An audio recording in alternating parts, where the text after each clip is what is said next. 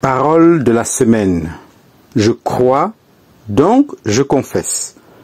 Zakpunen, 31-08-2025. En regardant vers l'avenir, nous voulons qu'il soit bien meilleur que toutes les années écoulées. Mais ce ne sera meilleur que si nous nous approprions les promesses de Dieu. Ce que nous croyons, nous devons alors le confesser avec notre bouche. Mais notre confession doit être basée sur les promesses de Dieu. Voir Romains 10, versets 8 et 9. Quand Dieu a donné une promesse à Abraham, une promesse qui semblait impossible à réaliser, humainement parlant, qu'a fait Abraham?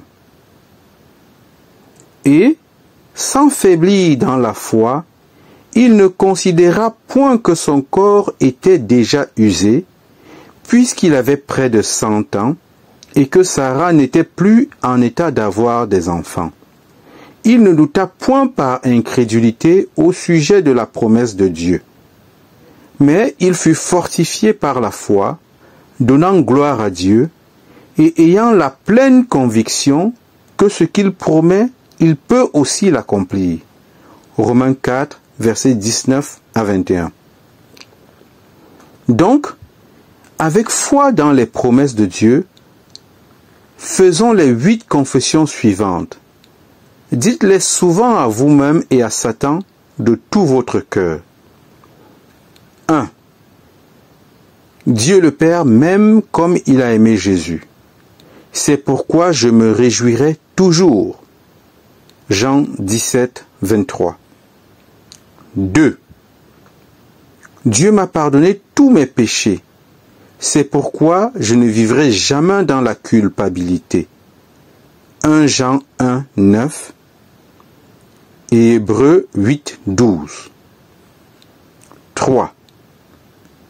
Dieu me remplira de son Saint-Esprit. C'est pourquoi je serai assez fort pour chaque tâche. Luc 11, 13.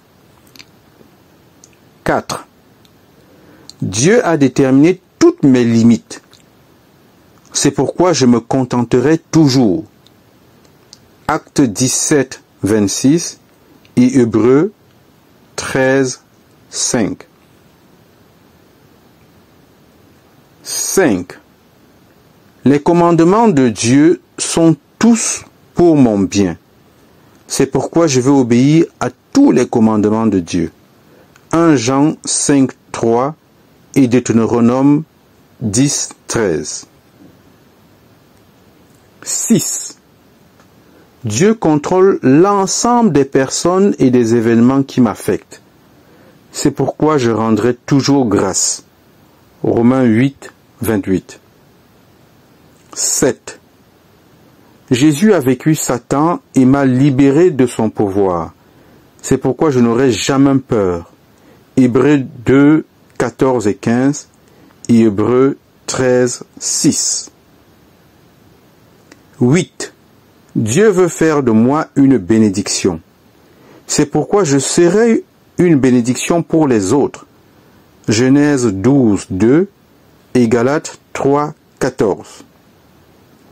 Sans la foi, il est impossible d'être agréable à Dieu. Hébreux 11, 6.